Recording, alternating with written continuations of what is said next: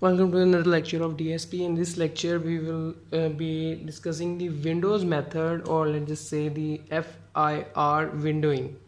We have already discussed in the previous lecture the finite impulse responses, and now we will be applying the window method to our finite impulse response to design it. So first we have our Gibbs effect, also known as oscillation.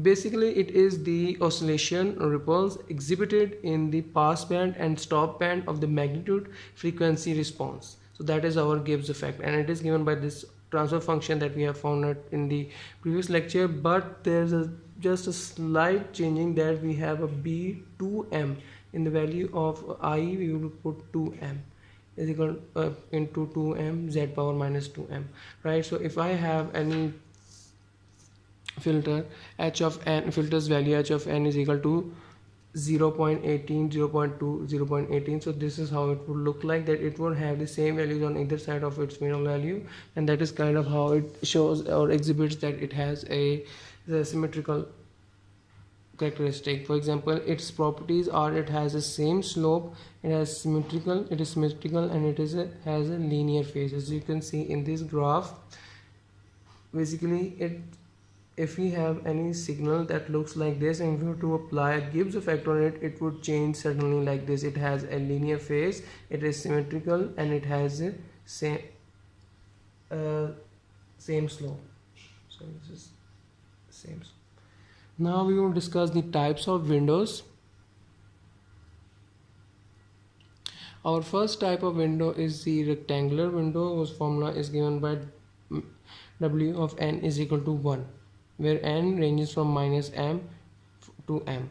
Then there is another type. We have a triangular window, where W of t n is equal to 1 minus n magnitude divided by m, where n values again ranges from minus m to m.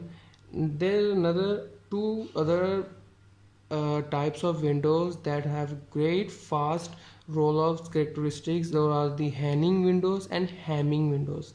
For Henning windows, we have the formula of the window: 0.5 plus 0.5 cos of n pi by capital M. And for Hamming windows, we have the value of the window 0.54 plus 0.46 cos n pi of m. Let's just say we added a 0.04 in this side and subtracted a 0.04 at this to this value, and we obtained a Hamming window.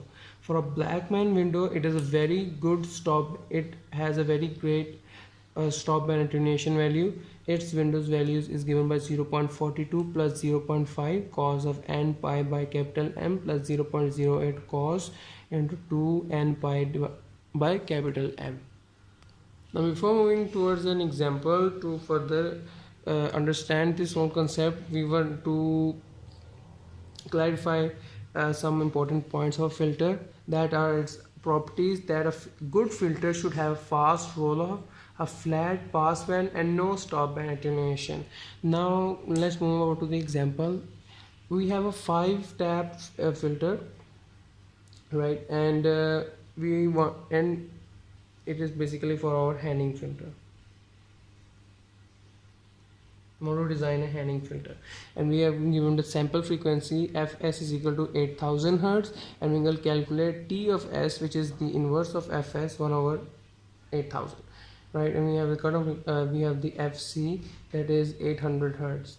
And to calculate the cutoff frequency, we know the formula: omega c is equal to 2 pi fc into ts, and simplifying that, we will obtain 0.2 pi. This is our cutoff frequency.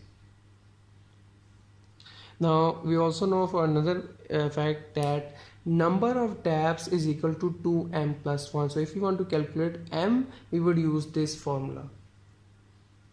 So we have the number of taps is equal to 5. We have a 5-tap filter, so we would put 5 in here, is equal to 2m plus 1. Now further simplifying this, we will obtain m is equal to